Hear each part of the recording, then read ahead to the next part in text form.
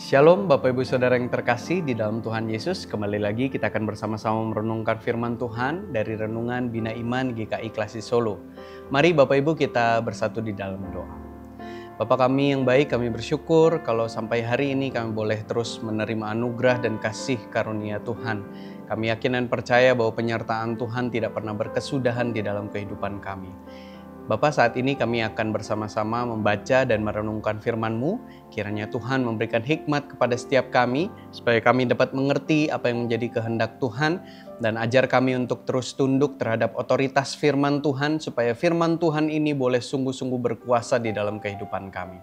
Terima kasih Tuhan, di dalam nama-Mu kami berdoa. Amin. Bapak Ibu Saudara yang terkasih, bacaan kita pada hari ini terambil dari Galatia pasalnya yang kelima, ayat 16 sampai 26. Galatia pasal 5 ayat 16 sampai 26. Beginilah firman Tuhan. Maksudku, hiduplah oleh roh, dan kamu tidak akan menuruti keinginan daging. Sebab keinginan daging berlawanan dengan keinginan roh, dan keinginan roh berlawanan dengan keinginan daging. Karena keduanya bertentangan, sehingga kamu tidak melakukan apa yang kamu kehendaki. Namun, jikalau kamu memberi dirimu dipimpin oleh roh, kamu tidak hidup di bawah hukum Taurat. Perbuatan daging telah nyata, yaitu percabulan, kecemaran, hawa nafsu, penyembahan berhala, sihir, perseteruan, perselisihan, iri hati, kemarahan, kepentingan diri sendiri, percekcokan, perpecahan, kedengkian, bermabuk-mabukan, pesta pora, dan sebagainya. Terhadap semuanya itu kuperingatkan kamu seperti yang telah kulakukan dahulu, bahwa siapa saja yang melakukan hal-hal demikian tidak akan mendapat bagian dalam kerajaan Allah. Namun buah roh ialah kasih, sukacita, damai sejahtera, kesabaran, kemurahan, kebaikan, kesetiaan, kelemah lembutan, dan penguasaan diri. Tidak ada hukum yang menentang hal-hal itu. Mereka yang menjadi milik Kristus Yesus telah menyalibkan daging dan segala hawa nafsu dan keinginannya. Jikalau kita hidup oleh roh, baiklah hidup kita juga dipimpin oleh roh. Dan janganlah kita gila hormat, janganlah kita saling menantang dan saling mendengki. Sedemikian jauh pembacaan firman Tuhan kita. Bapak Ibu Saudara yang terkasih, kalau kita ingat, dan saya juga mengingat-ingat, waktu itu di dalam Renungan Bina Iman, saya pernah membahas satu tema. Tema ini juga yang sama tentang hidup manusia baru dan manusia lama, ya, hidup menurut daging dan hidup menurut roh. Tetapi kali ini, kalau waktu itu kita bahas di dalam surat Efesus, dan sekarang kita akan bahas dari surat Galatia. Dan menarik bahwa Bapak Ibu kalau kita perhatikan di dalam surat Galatia, sebelum Rasul Paulus membahas tentang hidup menurut daging dan hidup menurut roh, kita bisa lihat di dalam perikop sebelumnya, Rasul Paulus menjelaskan tentang kemerdekaan Kristen. Nah, ini menjadi satu hal yang penting untuk mendasari pemahaman kita bagaimana kita bisa hidup menurut daging atau hidup menurut roh. Bapak Ibu, di dalam penjelasan Rasul Paulus di dalam Galatia pasal 5 ayat yang pertama sampai ayat yang ke-15 tentang kemerdekaan Kristen, Rasul Paulus menekankan sederhananya adalah bahwa orang Kristen itu sudah ditebus oleh Kristus sehingga mereka tidak lagi menjadi hamba dosa, melainkan menjadi hambanya Kristus. Dan itulah inti dari kemerdekaan Kristen.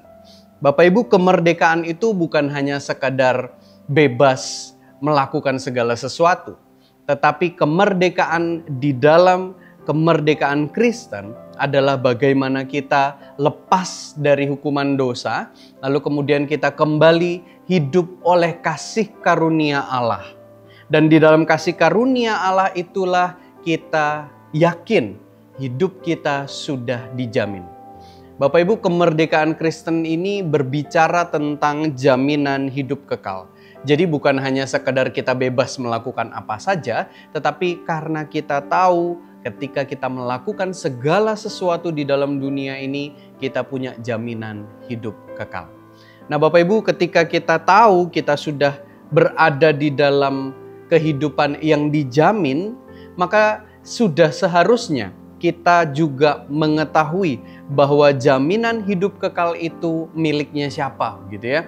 Karena ini adalah milik Kristus dan kita sudah ditebus oleh Kristus sendiri, bukan perbuatan kita, bukan kehebatan kita, sehingga itu dikatakan anugerah. Maka dari itu Bapak Ibu Saudara, hiduplah di dalam kasih karunia, hiduplah di dalam anugerah yang sudah Kristus berikan kepada kita.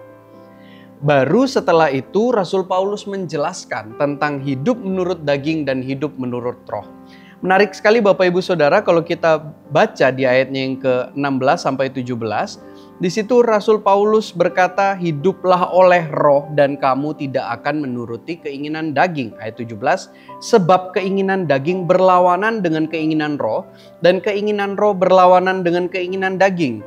Karena keduanya bertentangan sehingga kamu tidak melakukan apa yang kamu kehendaki. Seolah-olah Bapak Ibu Saudara, Rasul Paulus mau berkata bahwa setiap hal yang kita kehendaki sebagai manusia akan selalu menuju keinginan-keinginan daging. Jadi bukan keinginan roh. Maka dari itu Rasul Paulus memberikan perintah, hiduplah oleh roh. Bapak Ibu Saudara, di dalam satu buku, saya lupa penulisnya siapa. Buku ini menceritakan tentang ada musuh di dalam diriku, gitu ya. Di dalam hidup manusia, di dalam diri manusia itu ada musuh. Kalau kita baca secara lengkap pengertian dosa di dalam Alkitab, dosa itu asalnya bukan dari iblis, Bapak Ibu, tetapi justru dari kedagingan manusia, dari keinginan hati manusia. Maka dari itu Bapak Ibu Saudara, kalau kita masih hidup di dalam manusia lama kita tidak menyadari anugerah Kristus, kita tidak menyadari kasih karunia Kristus, maka kita akan terus-menerus hidup dengan daging kita. Atau istilahnya kita akan terus-menerus hidup di dalam manusia lama kita. Tetapi Bapak Ibu Saudara, di sini Rasul Paulus menjelaskan bahwa kita perlu memberi diri. Di ayat 18 Rasul Paulus berkata, berilah dirimu, memberi dirimu dipimpin oleh roh. Dan ini menjadi satu kata kerja aktif bahwa kita harus memberi diri kepada pimpinan Roh Kudus. Selain kita menyadari kasih karunia, kita juga harus secara aktif memberi hidup kita kepada Tuhan, sehingga Tuhanlah yang menuntun kehidupan kita. Bapak Ibu, kalau kita perhatikan di ayatnya yang ke-19 sampai ayatnya yang ke-21, di situ Rasul Paulus menjelaskan juga apa-apa saja keinginan-keinginan daging itu. Seperti percabulan, hawa nafsu, begitu ya, penyembahan berhala, dan lain-lain sebagainya. Iri hati, kemarahan. Dan kalau kita perhatikan Bapak Ibu Saudara, apa yang menjadi peringatan oleh Rasul Paulus tentang keinginan daging ini rasanya tidak sulit untuk kita kerjakan. Bahkan ada orang-orang yang akhirnya memvalidasi diri gitu ya. Kesenggol dikit kesinggung, wah langsung marah-marah, ya wajarlah dia marah gitu ya. Atau mungkin iri hati begitu ya, waduh saya lihat orang lain kok lebih hebat dari saya dan lain sebagainya. Kalau kita perhatikan, perbuatan-perbuatan daging, keinginan-keinginan daging ini adalah hal yang gampang untuk kita lakukan. Kenapa? Karena jelas Bapak Ibu bahwa Rasul Paulus juga menjelaskan keinginan daging itu melekat di dalam diri kita. Dan Bapak Ibu kalau perhatikan di ayat 5, pasal 5 ayat 22 sampai 23 yang mana kita tahu kita hafal bersama-sama itu adalah buah-buah roh. Itulah buah-buah roh atau sifat manusia setelah hidupnya dipimpin oleh roh. Kasih, sukacita, damai sejahtera, dan lain sebagainya. Kalau kita bandingkan dengan perbuatan daging tadi, perbuatan-perbuatan roh atau buah-buah roh ini adalah suatu buah atau tindakan yang tentu bagi kita perlu effort gitu ya. Kita perlu usaha, mengasihi orang harus usaha, lalu kemudian hidup di dalam sukacita juga harus berusaha, karena di dalam dunia ini nggak gampang untuk bersukacita begitu ya, dan lain sebagainya. Jadi jelas Bapak Ibu Saudara, dorongan untuk hidup dipimpin oleh roh itu adalah kata kerja aktif. Kita harus memaksa diri kita supaya kita bisa memperoleh buah-buah roh itu. Jadi jangan punya konsep yang keliru bahwa ketika kita terima Tuhan Yesus, buah roh itu akan langsung tiba-tiba muncul secara otomatis. Jadi kita perlu memaksa diri kita, perlu mendisiplin diri kita untuk melakukan hal itu. Tapi terlebih dari itu Bapak Ibu, ini bukan usaha kita.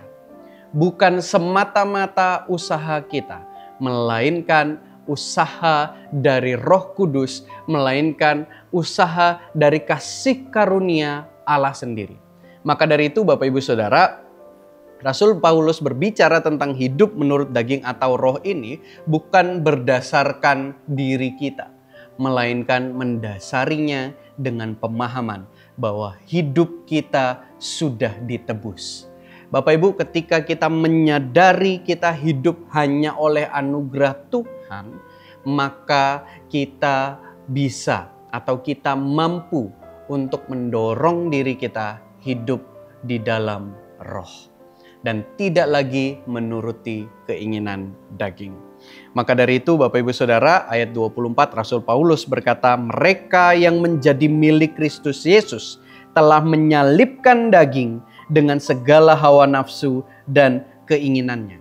Ayat 25, jikalau kita hidup oleh roh, baiklah hidup kita juga dipimpin oleh roh. Maka dari itu Bapak Ibu Saudara, Rasul Paulus menjelaskan kepada setiap kita. Bukan hanya sekadar hidup daging, hidup roh, lalu kemudian kita memaksa diri kita untuk melakukan buah-buah roh. Tetapi perlu mendasarinya dan menyadari terlebih dahulu ada kasih karunia di dalam hidup kita. Ada jaminan hidup kekal di dalam hidup kita. Sehingga kita menjadi orang-orang yang merdeka di dalam Kristus. Dan kita bisa melakukan dengan rela hati buah-buah roh itu. Dan tentunya memohon pimpinan Roh Kudus. Maka dari itu Rasul Paulus juga berkata di ayat yang ke-26, janganlah kita gila hormat, janganlah kita saling menantang dan saling mendengki.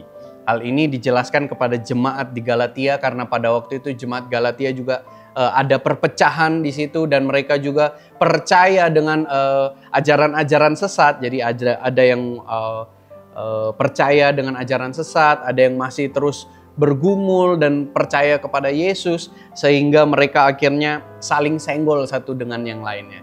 Tetapi Rasul Paulus berkata, kamu adalah orang yang sudah dimerdekakan, kamu hidup oleh kasih karunia, maka perolehlah buah-buah roh itu dan lakukanlah buah-buah Roh Kudus.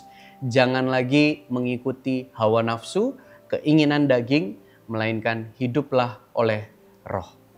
Maka dari itu Bapak Ibu Saudara yang terkasih, pada hari ini kita belajar untuk menyerahkan hidup kita sepenuhnya terhadap pimpinan Roh Kudus dengan terus menyadari dan mendasari hidup kita akan kasih karunia Tuhan. Hiduplah sebagai orang Kristen yang merdeka, kita percaya kita punya jaminan hidup kekal dan teruslah memiliki buah-buah roh di dalam kehidupan kita. Kiranya Tuhan menolong dan menguatkan setiap kita. Amin. Mari kita berdoa. Bapak, kami bersyukur kalau hari ini kami boleh kembali diingatkan tentang buah-buah roh. Dan kami juga diingatkan bahwa kami adalah manusia-manusia, orang-orang yang sudah dimerdekakan di dalam Kristus. Kami tidak lagi menjadi hamba dosa, kami tidak lagi ditakut-takuti oleh kuasa dosa atau hukuman dosa, tetapi kami percaya kami memiliki jaminan hidup kekal di dalam Tuhan. Dan dengan kepercayaan itu, dengan keyakinan itu, kami mau mendasari kehidupan kami supaya hidup kami dipimpin oleh Roh Kudus. Bukan diri kami yang hebat, bukan diri kami yang kuat, tetapi kami percaya bahwa segala sesuatu yang terjadi di dalam kehidupan kami hanya oleh anugerah daripada Tuhan. Terima kasih Tuhan, tuntun kami, ajar kami untuk terus senantiasa hidup di dalam Roh Kudus dan boleh memiliki buah-buah roh. Terima kasih Tuhan Yesus, kami serahkan semua pergumulan kami ke dalam tangan-Mu. Di dalam nama Tuhan Yesus kami berdoa. Amin.